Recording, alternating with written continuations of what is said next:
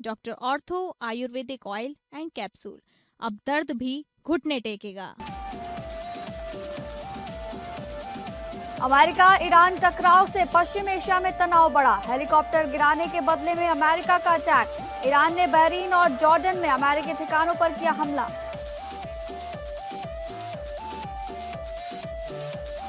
PM Modi बने सबसे लंबे कार्यकाल वाले निर्वाचित प्रधानमंत्री। नेहरू का रिकॉर्ड तोड़ा। राज्यसभा चुनाव में कांग्रेस को डबल झटका। मध्य प्रदेश में नटराजन का पर्चा खारिज। झारखंड में क्रॉस वोटिंग का खतरा। कांग्रेस ने दिल्ली में चुनाव आयोग के सामने धरना प्रदर्शन किया।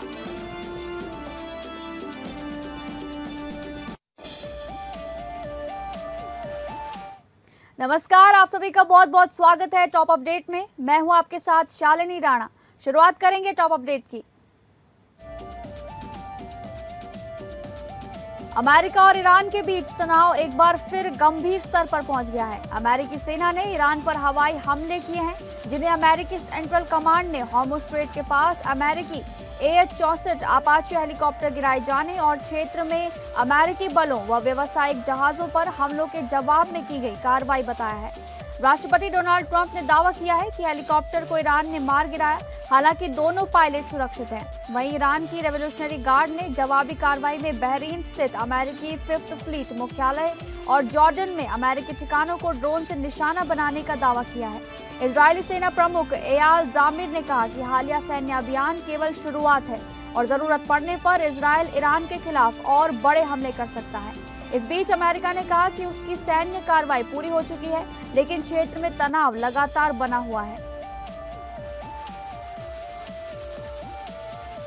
मध्य प्रदेश में राज्यसभा चुनाव से पहले कांग्रेस को बड़ा राजनीतिक झटका लगा है। कांग्रेस उम्मीदवार मीनाक्षी नटराजन का नामांकन पत्र जांच के दौरान खारिज कर दिया गया है। चुनाव अधिकारियों के अनुसार उन्होंने नामांकन पत्र में हैदराबाद की एक अदालत में लंबित आपराधिक मामले की जानकारी नहीं दी थी, जिसके बाद शिकायत की जांच कर ये कार्रवाई की गई।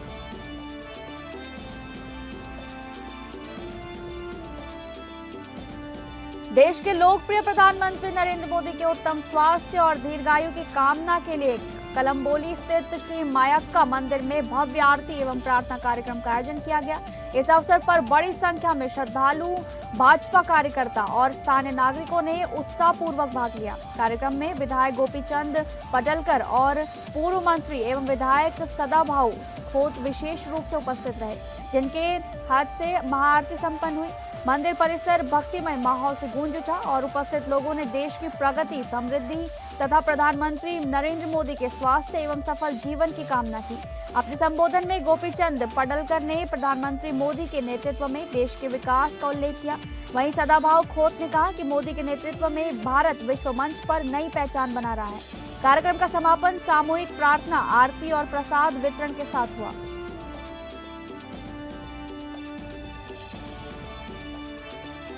प्रधानमंत्री नरेंद्र मोदी ने निर्वाचित प्रधानमंत्री के रूप में लगातार 4,399 दिन पूरे कर देश के इतिहास में सबसे लंबे समय तक इस पद पर रहने वाले जन नेता का कीर्तिमान स्थापित किया है। इस अवसर पर उत्तर प्रदेश में भी भाजपा अध्यक्ष पंकज चौधरी ने लखनऊ के हनुमान सेतु मंदिर में दर्शन पूजन कर प्रधानमंत्री के दीर्घायु और सफल नेतृत्व की कामना की। वहीं मुख्यमंत्री ने सोशल मीडिया मंच एक्स पर प्रधानमंत्री को बधाई देते हुए इसे भारतीय लोकतंत्र का ऐतिहासिक और अभूतपूर्व क्षण बताया। उन्होंने कहा कि 145 करोड़ देशवासियों की सेवा, सुरक्षा और समृद्धि के लिए प्रधानमंत्री निरंतर समर्पित हैं। मुख्यमंत्री ने मोदी के नेतृत्व को एक युग की चेतना का प्रतीक बताते हुए उनके तप, त्याग, दूरदृष्टि और राष्ट्रनिष्ठा की सराहना की। उन्होंने कहा कि प्रधानमंत्री का नेतृत्व विकसित भारत के संकल्प को नई ऊर्जा दे रहा है। साथ ही उनकी राष्ट्र सेवा की यह अविराम यात्रा देश की प्रगति और प्रतिष्ठा की नई गाथाएं लिखती रही है। यही कामना है।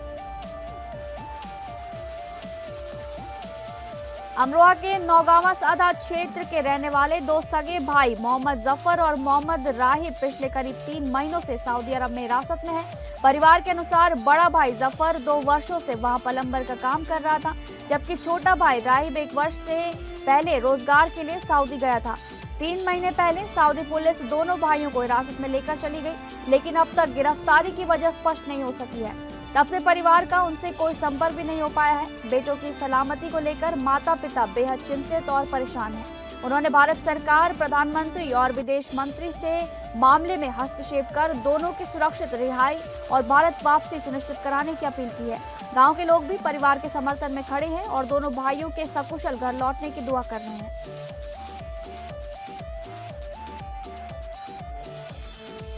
अमरोहा के गजरौला थाना क्षेत्र में नेशनल हाईवे 9 पर उस समय अफरा तफरी मच गई जब एक चलती कार अचानक आग का गोला बन गई।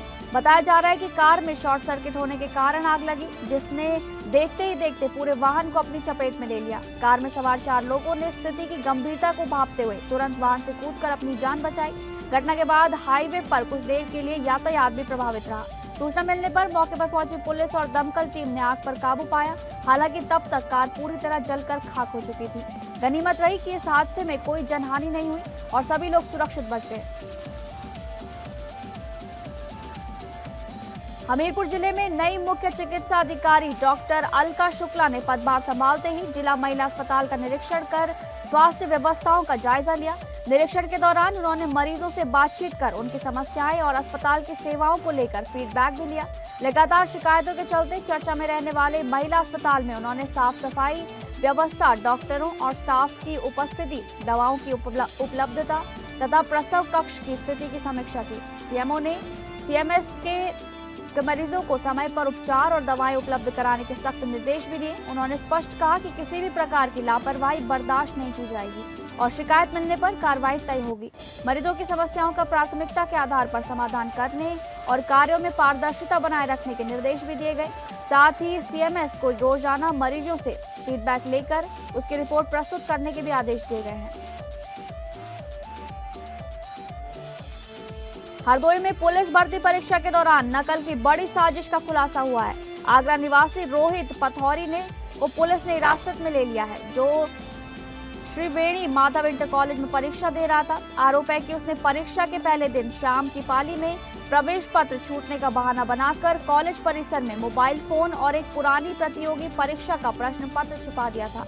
अगले दिन परीक्षा के दौरान वह प्रतियोगी परीक्षा का प्रश्न पत्र मेज पर छोड़कर पुलिस भर्ती परीक्षा का प्रश्न पत्र अपने साथ लेकर बाथरूम जाने के बहाने बाहर निकला।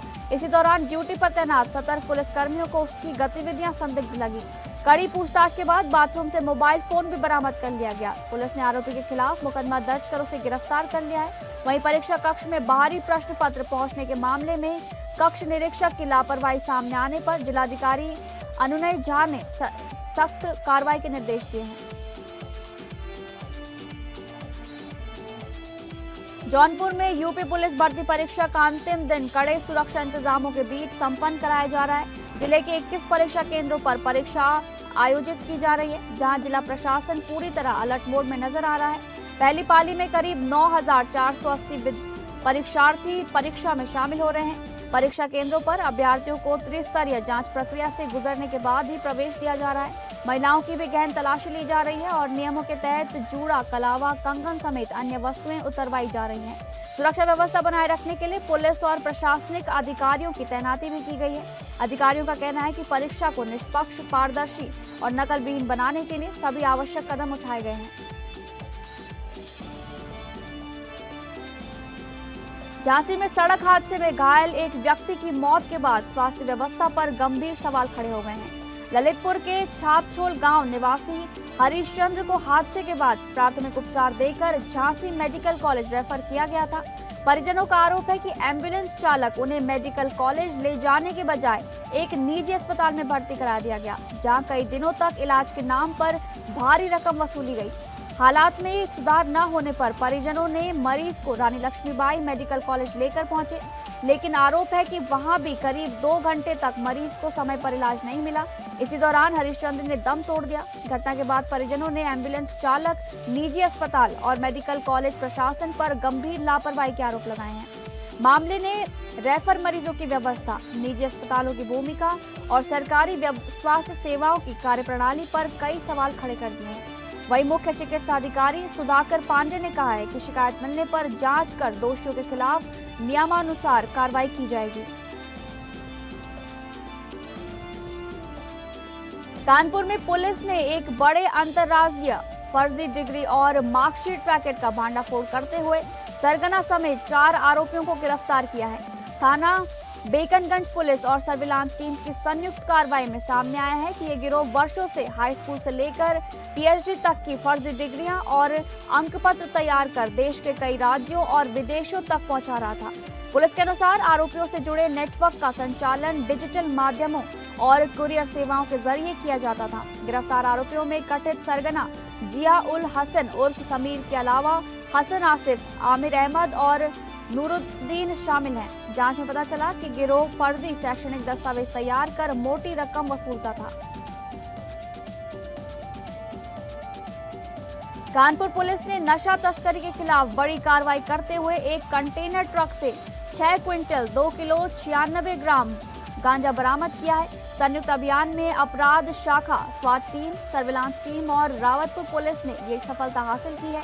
पुलिस को मुखबिर से मिली सूचना के आधार पर जीटी रोड पर पिलर संख्या 140-141 के पास कंटेनर ट्रक की घेराबंदी कर तलाशी ली गई।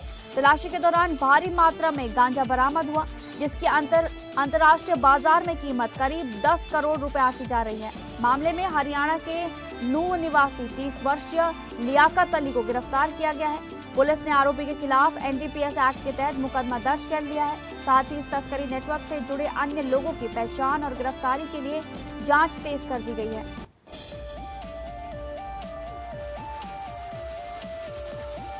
खबरों के सिलसिले में आगे बढ़ेंगे।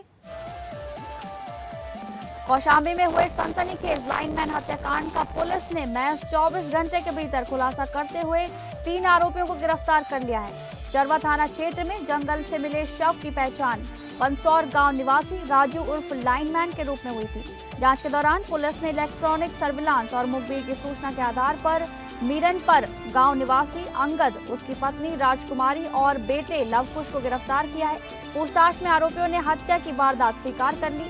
पुलिस ने उनकी निशानदेही पर मृतक का कटा हुआ सिर, मोबाइल फोन तथा हत्या में इस्तेमाल की गई तलवार, कुल्हाड़ी, खुरपी और फावड़ा बरामद किया है। प्रारंभिक जांच में मामला प्रेम प्रसंग और पारिवारिक विवाद से जुड़ा पाया गया है। आरोपी की मृतक और आरोपी की बेटी के बीच बातचीत को लेकर विवाद था, जिसके चलते इस वारदात को अंजाम दिया गया। पुलिस ने सभी आरोपियों को गिरफ्तार कर आगे की कानूनी कार्रवाई शुरू कर दी है। चौराखास थाना क्षेत्र के मंगूरी पट्टी गांव में एक बुजुर्ग की मौत के बाद इलाके में तनाव का माहौल बन गया है।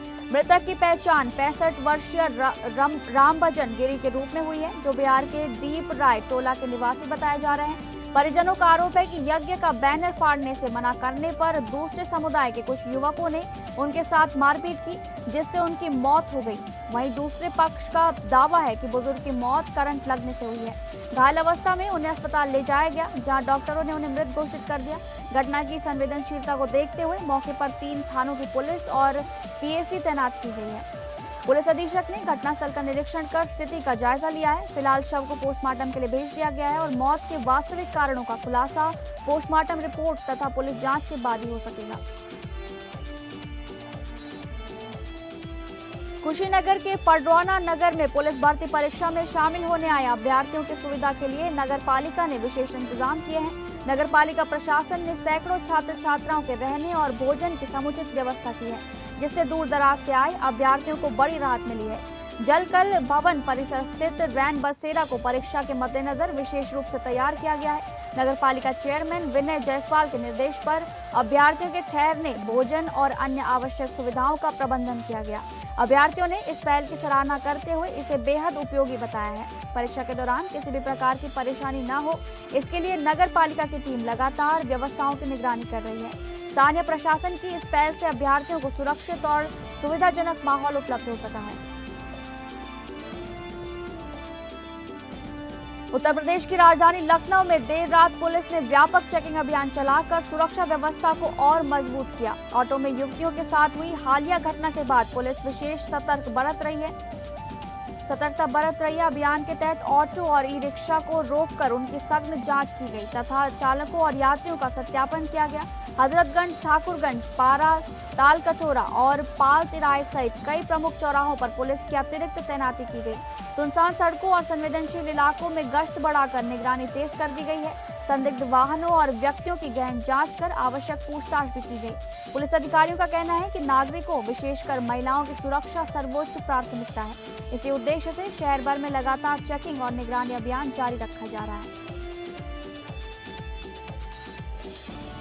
लखनऊ स्थित Uttar Pradesh state institute of forensic science में 48 प्रशिक्षु अधिकारियों ने परिभ्रमण कर साइबर और फॉरेंसिक विज्ञान की बारीकियों को समझा। यह अधिकारी डॉक्टर राम मनोहर लोहिया प्रशासन एवं प्रबंधन अकादमी में विभिन्न विभागों के प्रशिक्षण कार्यक्रम से जुड़े हैं। संस्थान के विशेषज्ञों ने अधिकारियों को साइबर अपराध, फॉरेंसिक जांच, ड्रोन तकनीक और डीएनए लैब की कार्यप्रणाली की विस्तृत जानकारी दी। इस अवसर पर संस्थान के निदेशक डॉक्टर जी.के. गोस्वामी ने कहा कि साइबर युग में अपराध के स्वरूप तेजी से बदल रहे हैं और डिजिटल अपराधों से निपटने के लिए तकनीकी ज्ञान बेहद जरूरी है। उन्होंने साक्ष्यों के महत्व पर जोर देते हुए कहा कि वैज्ञानिक जांच ही अपराधियों को सजा तक पहुंचाने में अहम भूमिका निभाती है। प्रशिक्षु अधिकारियों को आधुनिक जांच तकनीकों और साइबर सुरक्षा के विभिन्न पहलुओं से भी अवगत कराया गया। कार्यक्रम के अंत में अधिकारियों ने संस्थान की कार्यप्रणाली को करीब से समझने का अवसर मिलने पर प्रसन्नता व्यक्त की।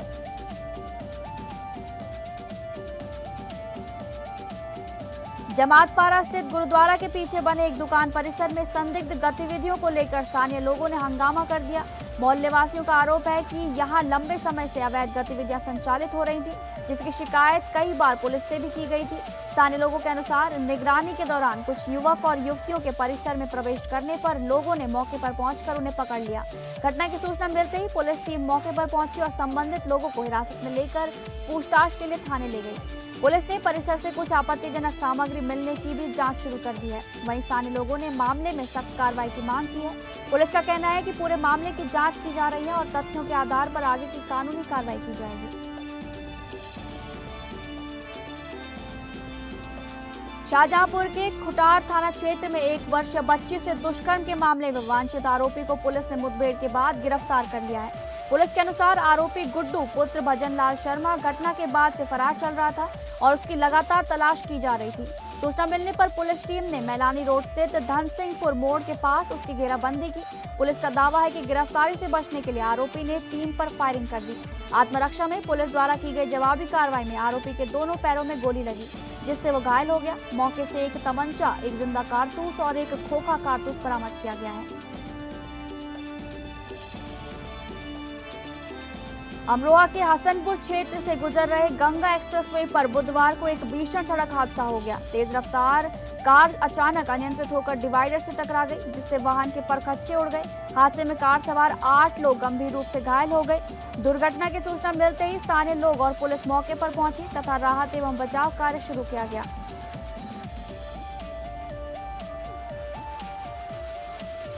साल 2026 की शुरुआत भारतीय सिनेमा के लिए बेहद शानदार रही है। हाल ही में आई the India box office report के मुताबिक जनवरी से अप्रैल के बीच कुल घरेलू बॉक्स ऑफिस कलेक्शन 4,219 करोड़ रुपए तक पहुंच गया है, जो पिछले साल के मुकाबले 15% अधिक है।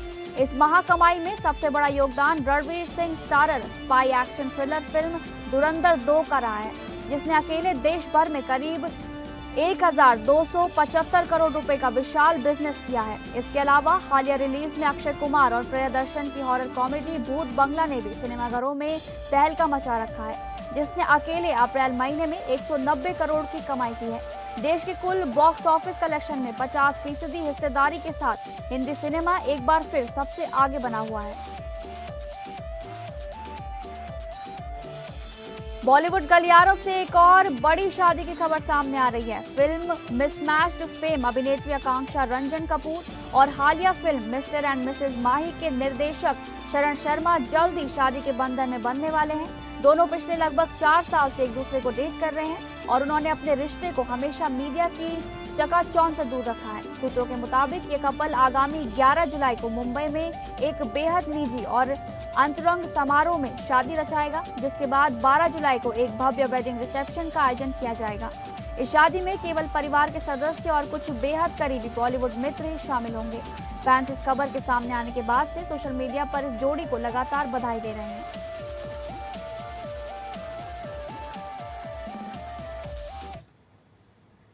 फिलहाल टॉप अपडेट में बस इतना ही। नमस्कार।